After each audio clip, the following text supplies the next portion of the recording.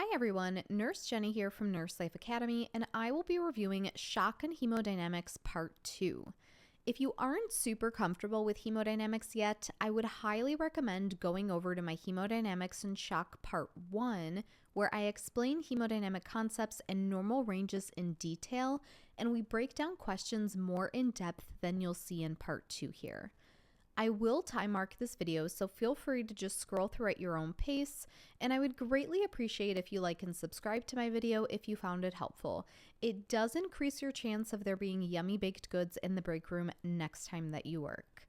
Just kidding, but let's get started here. Question number 1. Which of the following measurements are within normal limits? Is it A, a PAP of 34/24, PAOP of 12, and CVP of 10. B, a PAP of 24/12, PAOP of 4, and CVP of 10. C, PAP of 28/18, PAOP of 20, and CVP of 4. Or D, a PAP of 24/12, a PAOP of 10, and a CVP of 4.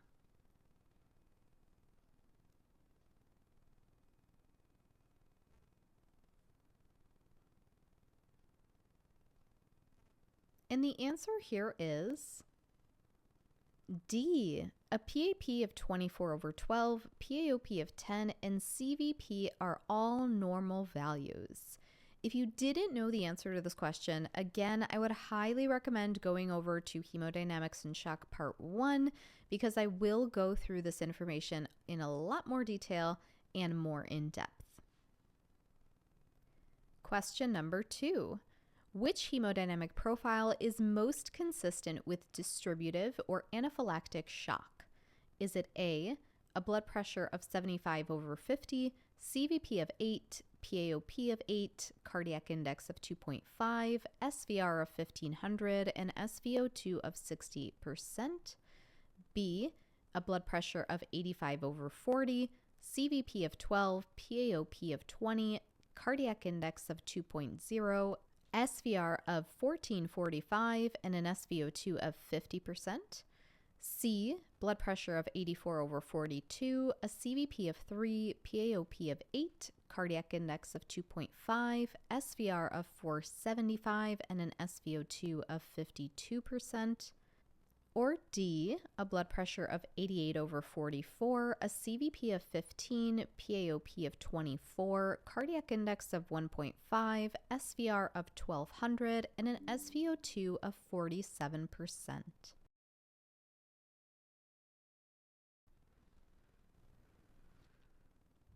And the answer here is C, a blood pressure of 84/42, a CVP of 3, PAOP of 8, cardiac index of 2.5, SVR of 475, and an SVO2 of 52%. So let's talk about anaphylactic shock. We know that it results in this extreme histamine release response. And this histamine release results in massive vasodilation, increased capillary permeability, and a decreased cardiac output, which all result in hypotension. Now, which value are we going to see represented by that massive vasodilation? Let's just start there. We're going to see that in our resistance. That is going to be our SVR, and it's going to be low because those vessels are open and the resistance of the blood pumping out is low. And where are we going to see the effects of increased capillary permeability?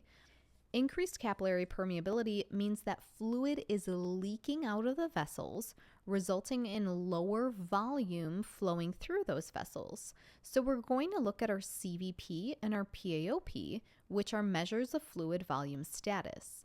If we're losing fluid, we're going to have a low CVP and a low PAOP. And lastly, we're going to have a low SVO2 because the cardiac output is just not high enough to meet these tissue oxygen needs when we're in anaphylactic shock. Remember, anaphylactic shock is the one shock state where all of the arrows are pointing in the same direction and they're all pointing down. And when I say arrows pointing down, this is what I mean. These are all of the shock states and their hemodynamic values. It's very important that you memorize this or know it very well for the CCRN. And I do have the treatments for all of these located on the right-hand side. Question number 3. Your patient has an inferior wall MI and a right ventricular infarction. He develops right ventricular failure.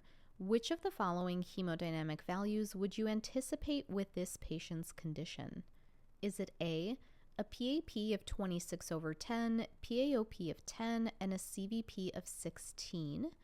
B, a PAP of 38/22, PAOP of 20, and CVP of 6? C, a PAP of 54/28, PAOP of 14, and a CVP of 14? Or D, a PAP of 23/8, a PAOP of 19, and a CVP of 20?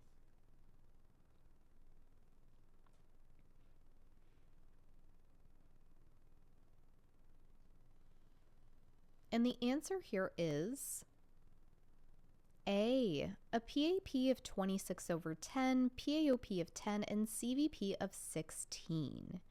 So in this scenario, we have a patient with a right ventricular infarction. So we're looking for the values that are associated with right ventricular failure. And if only the right ventricle is failing, it's going to back up into the right atrium. And which one of these values tells us information about the right side of the heart? We're going to be looking at the right atrial pressure, and that is the CVP, which if it's failing, it's going to result in a backup of fluid, resulting in a high CVP.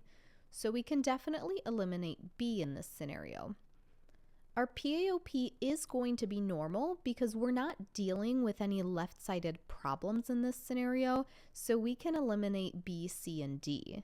And since our right ventricle is acutely failing, there probably won't be any change in PA pressures in this patient, so A has normal PA pressures, and that is our correct answer.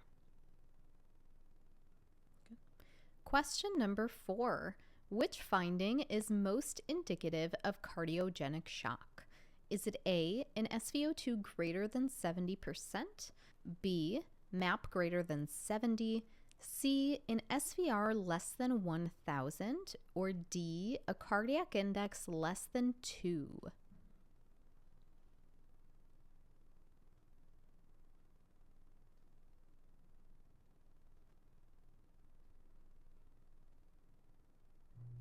The answer is D, a cardiac index less than 2.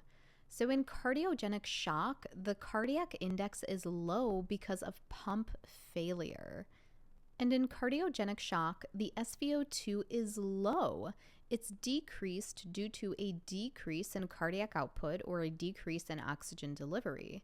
The SVR is going to be elevated, so greater than 1200, because of compensation with vasoconstriction for the shock state, and the MAP is going to be lower due to a decrease in cardiac output, and it will always be under 65 for these shock states.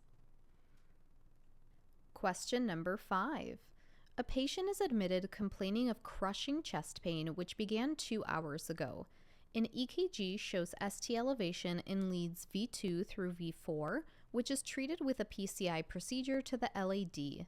Following the procedure, the patient develops oliguria and bilateral diffuse crackles. Which hemodynamic findings should be expected at this point? Is it A, a blood pressure of 80/50, cardiac output of 3.8, and an SVR of 2200?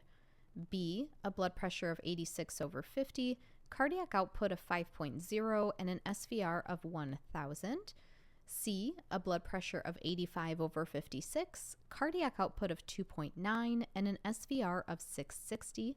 Or D, a blood pressure of 89/60, cardiac output of 6.8, and an SVR of 500?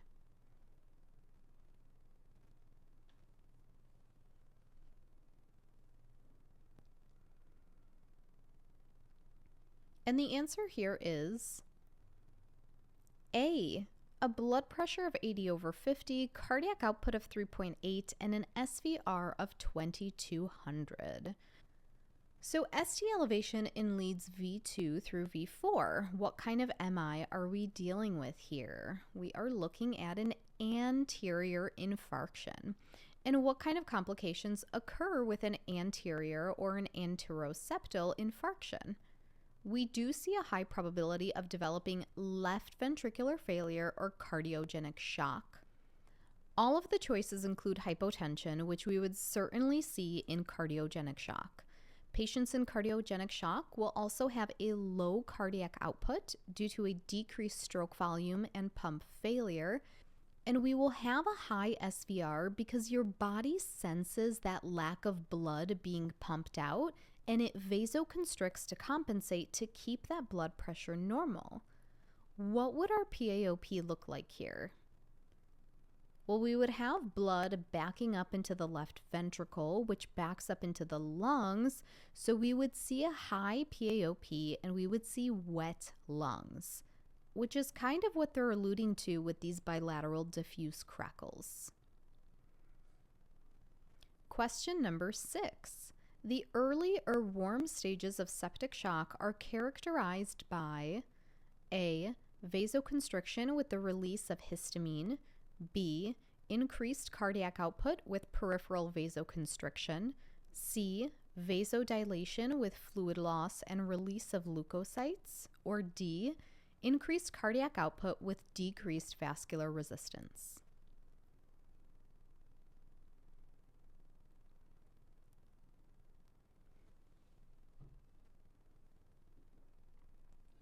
And the correct answer here is D, increased cardiac output with decreased vascular resistance. Don't let these fancy words trip you up. Just really break it down and understand what they're telling you. Septic shock is characterized by an increased cardiac output, one of the only shock states that you'll see this in, and it'll be a decreased vascular resistance due to that inflammatory response that will vasodilate your vessels. I've included a chart here from my cardiology lecture about specific complications that are associated with specific MI locations.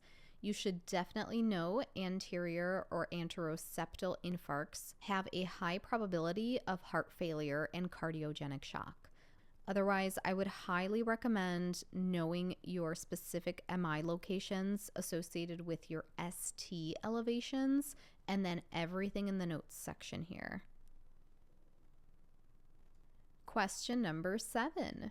Which of the following hemodynamic profiles is indicative of hypovolemic shock? Is it A, an SVO2 of 55%, a PAOP of 16, an SVR of 1600, B, SVO2 of 65%, PAOP of 8, and an SVR of 1200, C, an SVO2 of 55%, a PAOP of 3, and an SVR of 1500, or D, an SVO2 of 85%, PAOP of 3, and SVR of 500.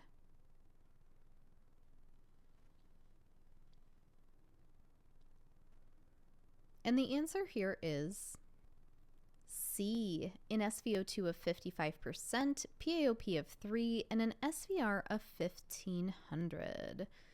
So in hypovolemic shock, we have low preload, so your CVP and your PAOP. We have a low SVO2, and we have a high SVR. Let's go through these answer choices one by one. So what can we eliminate right away?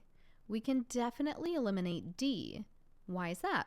Because the only shock state associated with a high SVO2 is early septic shock, and that's not what we're talking about here.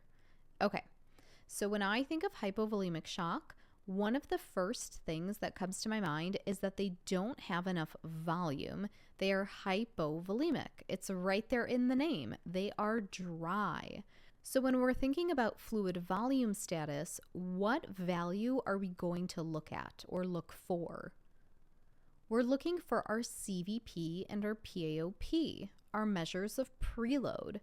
We're going to be looking for low values of preload. And if a normal PaOP is about 8 to 12, a PaOP of 3 is going to be indicative of hypovolemia and hypovolemic shock. Now, why are we going to see a high SVR or resistance of that blood pumping out of the left ventricle? Well, our body is going to compensate for this shock state by vasoconstricting. And that vasoconstriction is going to increase the resistance of the blood pumping out. So that's why we see that SVR that's greater than 1200. Question number 8. The following hemodynamic profile has been obtained for a patient: a blood pressure of 112/60, RAP of 3, PA of 44/24, PaOP of 22, SVR of 1600, cardiac index of 1.9, and an SVO2 of 58. Based on this hemodynamic profile, which of the following conclusions is correct? Is it A, the patient has evidence of left ventricular failure; B, the patient is hypovolemic; C, the patient seems to have sepsis; or D, the patient has developed ARDS?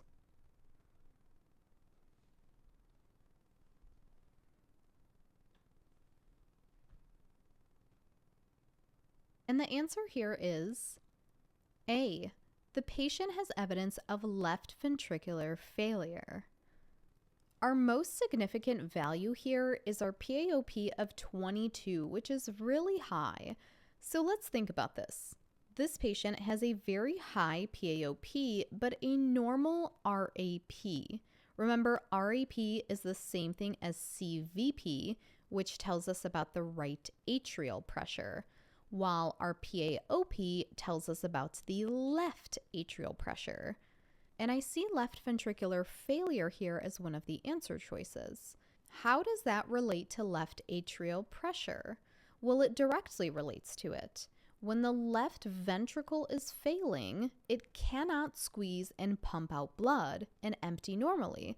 So there is going to be a backup of blood into that left atrium, which will then back up into the pulmonary veins and the lungs, causing that pulmonary edema and that high PaOP. Looking at some of the other hemodynamic values, it does make sense that your right atrial pressure or your CVP would be normal because this patient is only in left-sided ventricular failure. Their SVR is going to be high because of compensatory vasoconstriction, which looks like it's maintaining the blood pressure here. Otherwise, going through the other choices, in hypovolemia, you would not have a normal CVP or RAP and a high PaOP. Both of those values would be low. And in sepsis, we would see a high SVO2 and low preloads and low afterloads. And in ARDS, you absolutely would have pulmonary edema and you would have a high PaOP. However, when you have a PaOP greater than 18, it will generally be due to a problem of cardiac origin. So in this case, left ventricular failure fits the bill here with this hemodynamic profile. Question number 9. Which of the following hemodynamic profiles would best exemplify that seen in early septic shock? Is it A, a PaOP of 15, CVP of 10, and SVR of 1200?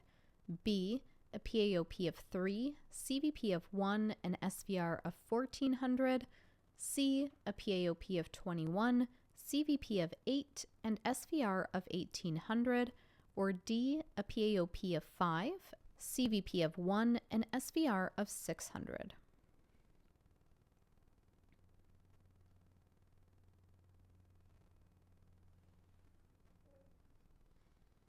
And the answer here is D, a PaOP of 5, a CVP of 1, and an SVR of 600.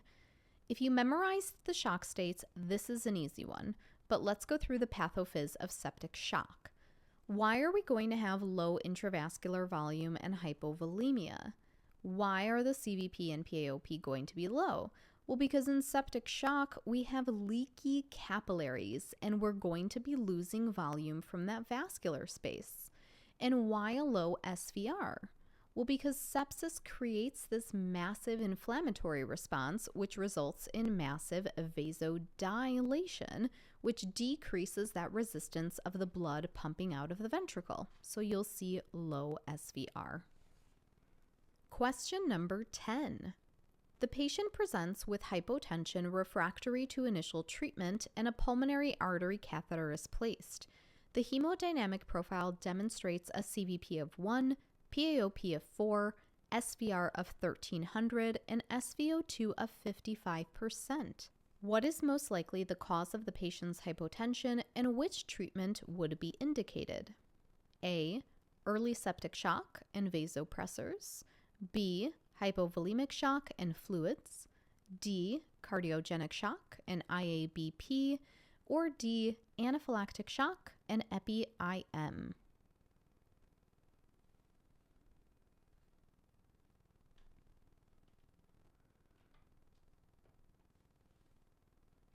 The answer is B.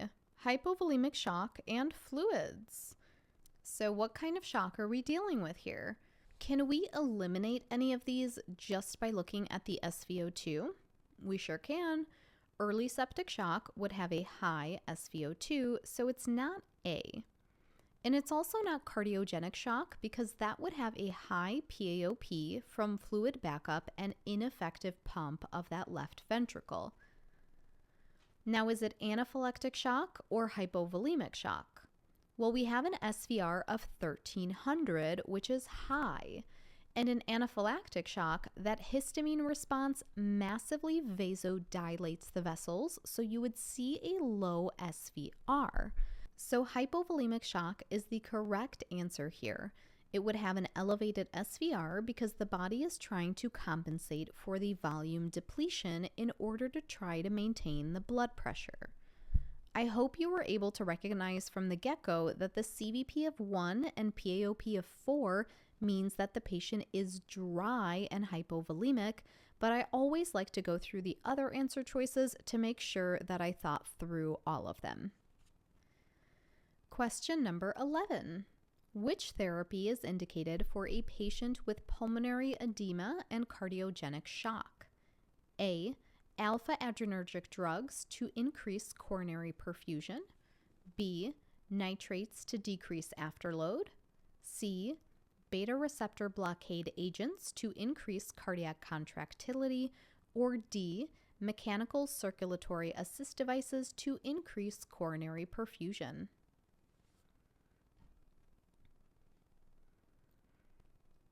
And the answer here is D. Mechanical circulatory assist devices to increase coronary perfusion. So let's start this question by looking at the hemodynamics of a patient in cardiogenic shock.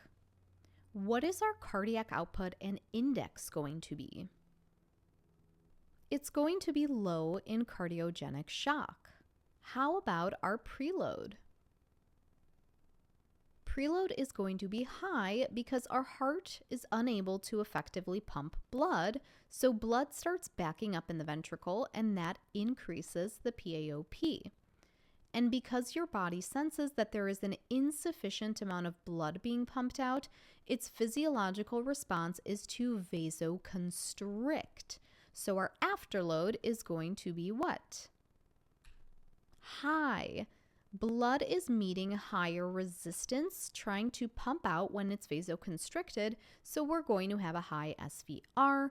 And lastly, SVO2 is going to be low because there is a decrease in oxygen delivery in cardiogenic shock. So moving on to the actual question, what do we want to do about it?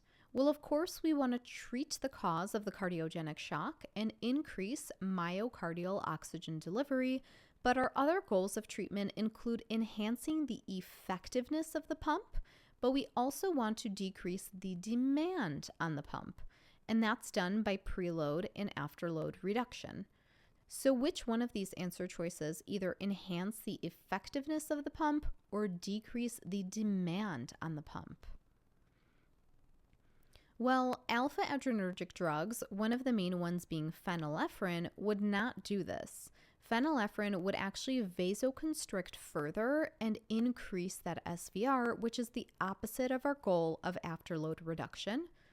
Nitrates could be helpful in this case, but nitrates primarily decrease preload at lower doses, and they only increase afterload at higher doses, wherein it could drop the blood pressure even lower, so that's probably not the best choice. Beta blockers will actually decrease contractility and really should not be used in acute stages of cardiogenic shock, so that leaves us with D, mechanical circulatory devices to increase coronary perfusion. We're talking about IABP here.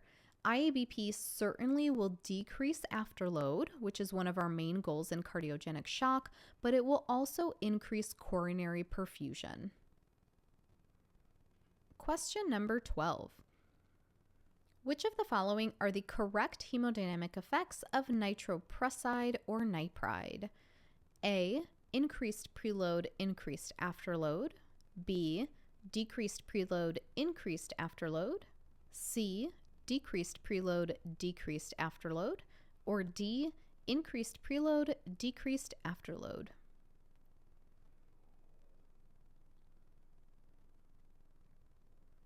The answer is C, decreased preload and decreased afterload. So nitroprusside dilates both the venous and arterial sides of the vascular system, resulting in a decrease in both preload and afterload. Question number 13. Which of the following hemodynamic profiles would benefit from aggressive fluid administration, pressors, and antibiotic therapy? A CVP of 1, PaOP of 4, SVR of 400, and SVO2 of 54%. B, a CVP of 1, PaOP of 7, SVR of 400, and an SVO2 of 78%. C, a CVP of 5, PaOP of 16, SVR of 1800, and an SVO2 of 54%. Or D, a CVP of 8, PaOP of 7, SVR of 400, and an SVO2 of 78%.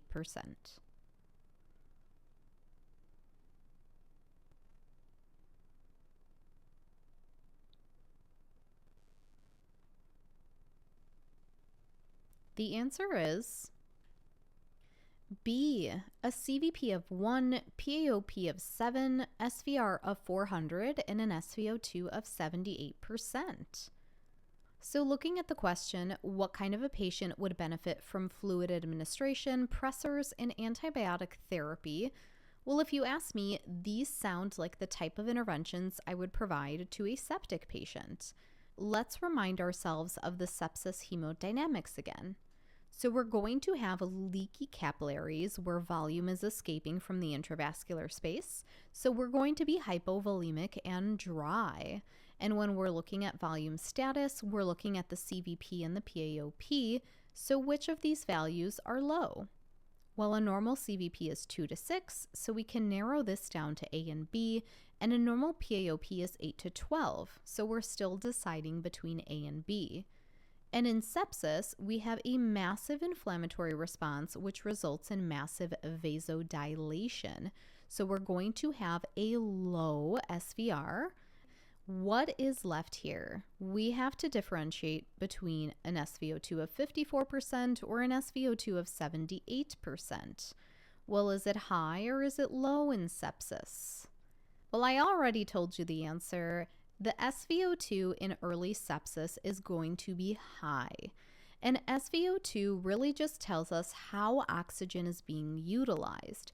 So in septic shock, oxygen delivery is adequate. However, the oxygen utilization or the extraction of the oxygen from the blood is actually low. So blood is returning to the pulmonary artery with more oxygen than expected. And that is where we are getting that high SVO2 value from. Oxygen simply isn't being extracted and utilized well in sepsis. Question number 14. Which hemodynamic parameter would most likely be found in a patient with chronic emphysema? A, increased CVP, B, decreased PaOP, C, increased PaOP, or D, decreased CVP?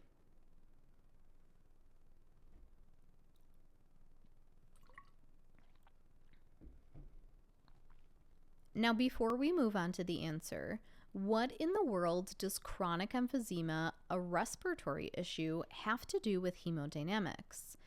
Well, emphysema is a type of chronic obstructive pulmonary disease, or COPD, which I'm sure you've heard about.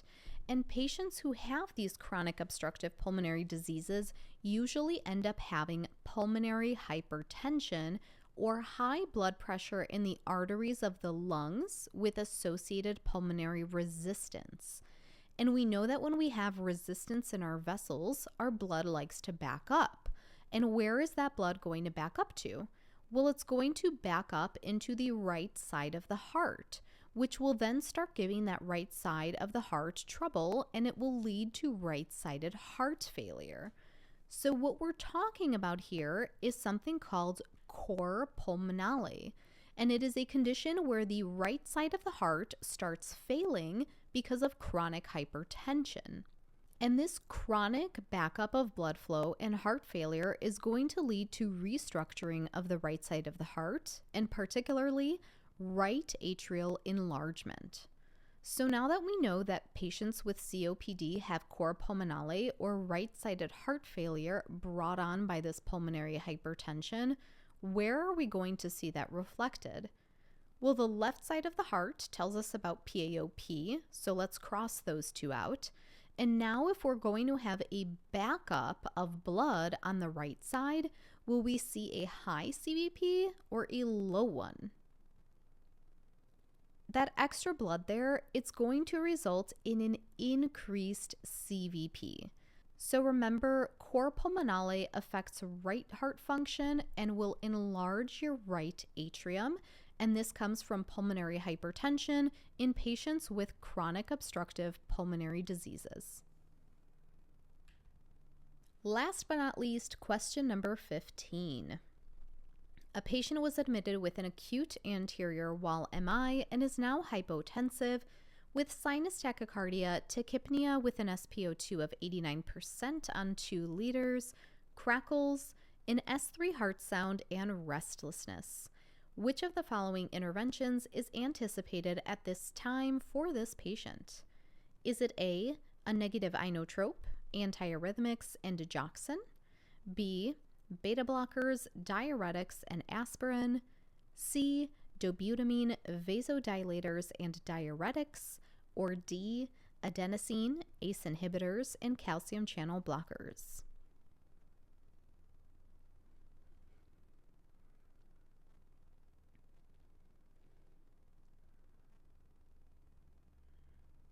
This one is kind of a toughie, but the correct answer here is C, dobutamine, vasodilators, and diuretics. So breaking down the question, we have an acute anterior wall MI. What kind of complications are we thinking about here? I know I am thinking perhaps heart failure or cardiogenic shock.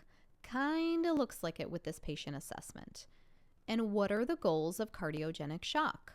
Well, again, we want to enhance the effectiveness of the pump, and we can do this by positive inotropes. So we're looking for medications like dobutamine, milrinone, or digoxin, and we want to decrease the demand on the pump, and we can accomplish that by decreasing preload and afterload. So we would be looking for vasodilators and diuretics. It looks like choice C has all of the parts that we want. We wouldn't want a negative inotrope as we want to increase contractility of the heart, and antiarrhythmics are not indicated specifically for cardiogenic shock. Beta blockers, like we talked about earlier, would decrease contractility, so we wouldn't want to use them in cardiogenic shock. And choice D does not have the appropriate medications that we would use for this patient. All right, you guys, we have made it to the end. If you liked the video or you found it helpful, please like and subscribe to my channel. I would greatly appreciate it. And let me know if you have any questions. I would be more than happy to help. For anyone that's taking the CCRN anytime soon, good luck to you all. I've seen so many people commenting that they have passed, and I am so happy for all of you. I hope to see more of those. Thanks everybody for watching. Nurse Jenny signing off for Nurse Life Academy. Have a good one.